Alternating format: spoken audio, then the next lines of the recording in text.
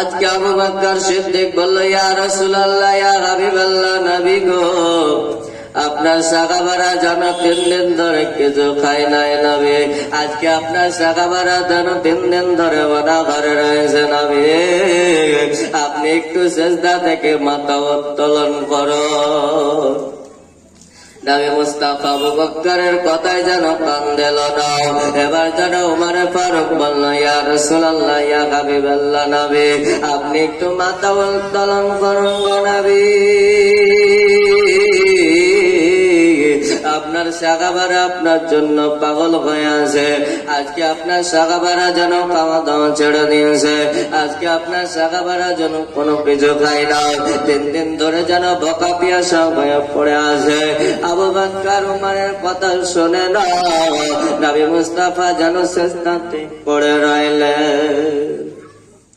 এবার আলীকে ডাকা হলো। আলী রাদিয়াল্লাহু তাআলা আনহু আসলো।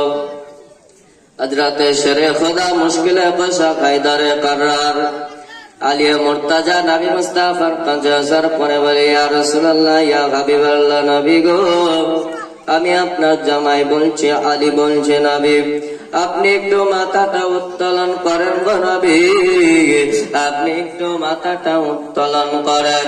আজকে উমরে ফারুক বলল মাথা উত্তোলন করলেন না। আজকে আবু বকর বলল মাথা উত্তোলন করলেন না গো নবী। আমি আলী, আমি আপনার জামাই বলছি গো নবী, আপনি একটু মাথা খানা উত্তোলন করেন। আজকে আপনি মাথা খানা উত্তোলন করেন। আপনি মাথা উত্তোলন না করলে আজকে সাহাবারা আপনার জন্য পাগল হয়ে গেছে। আজকে সাহাবারা যেন খাওয়া দাওয়া ছেড়ে দিয়েছে গো নবী, আপনি একটু মাথা খানা উত্তোলন করে। নবী যেন আলীর কোনো কথায় কান দিলেন না। আলী যেন দৌড়াতে আরম্ভ করল। আলী দৌড়াতে দৌড়াতে বাড়ির নিকটে যাওয়ার পরে বলে, এ ফাতিমা, আজকে দরদি নবীর খোঁজ পাওয়া গেছে, কিন্তু ফাতিমা গো, আজকে নবী যেন সিজদা থেকে মাথা উত্তোলন করে না। আজকে দরদি নবী যেন সিজদা থেকে মাথা তোলে না। তুমি তাড়াতাড়ি চলো, তোমার কথা হয়তো নবী শুনবে। হযরতে ফাতিমা যাওয়ার জন্য রেডি হয়ে গেলেন। নবীর নওয়াসা, নবীর নাতি হাসান ও হোসেন বলে, মা আমিও যাব, আমিও যাব। তারা যেন 4 জনে চলতে আরম্ভ করল।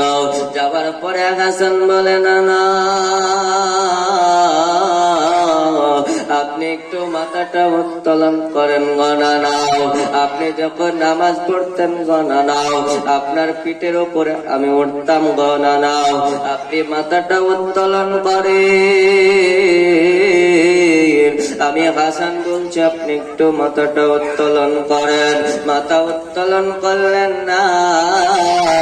হযরতে হোসেন বলে, না না, আপনি একটু মাথা খানা উত্তোলন করেন।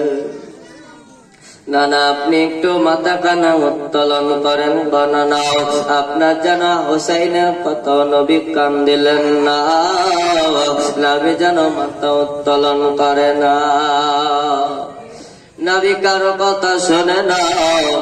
এবার যেন হযরতে ফাতিমা বলে, ইয়া রাসূলুল্লাহ, ইয়া হাবিবাল্লাহ, নবী গো, এবার আপনি একটু মাথাটা উত্তোলন করেন। আমি আপনার বেটি ফাতিমা বলতে আছি গো আব্বা, আপনি একটু মাথা খানা উত্তোলন করেন। আমার নবী হযরতে ফাতিমার কোন কথায় কান দেয় না। আমার নবী যেন মাথা উত্তোলন করে না। হযরতে ফাতিমা যেন যেদি ছিলেন। হযরতে ফাতিমা বলল, আব্বা গো, আজকে যদি তুমি মাথা উত্তোলন না করো আব্বা, আমি আমার মুখ থেকে পর্দা খানা সরিয়ে দেব গো আব্বা। আবার চুলগুলো যেন খুলে দেব। আজকে আমার যেন শরীর সবাইকে দেখিয়ে দেব গো আব্বা। হযরতে ফাতিমার চুল কত বড় ছিল দুনিয়ার মানুষ কেউ বলতে পারবে না। হযরতে ফাতিমা কেমন দেখতে ছিল কেউ বলতে পারবে না, কারণ যেন তাদেরকে কেউ যেন দেখেনি। হযরতে ফাতিমার চেহারা যেন কেউ দেখে না।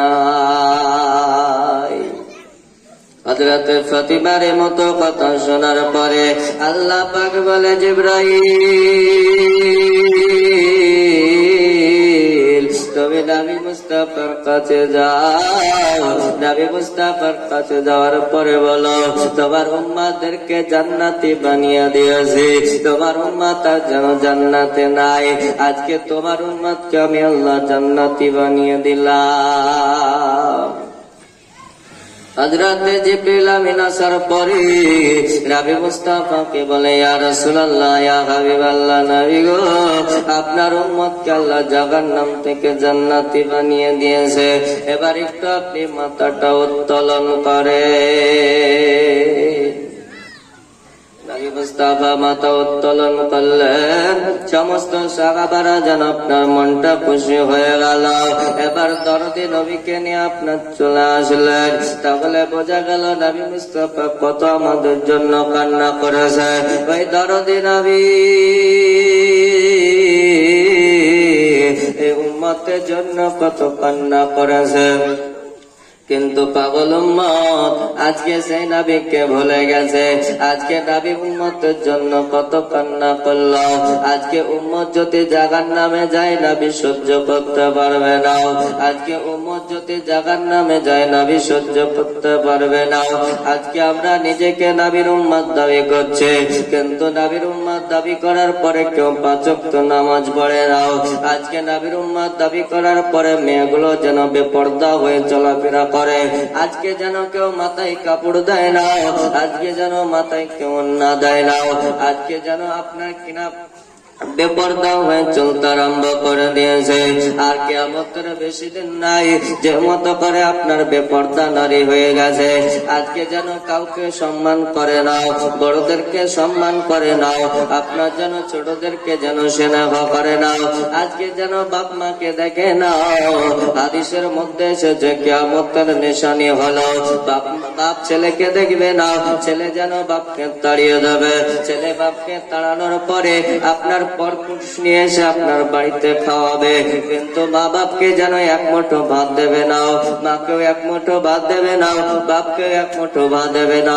কিন্তু আত্মীয় স্বজন নিয়ে আসার পরে তারা ফুর্তিতে খাওয়া দাওয়া করবে, কিন্তু তারা যেন তার বাপ মাকে যেন ছেড়ে দেবে। আমানতের খেয়ানত করবে, আপনাকে কথা দিয়ে কথা রাখবে না।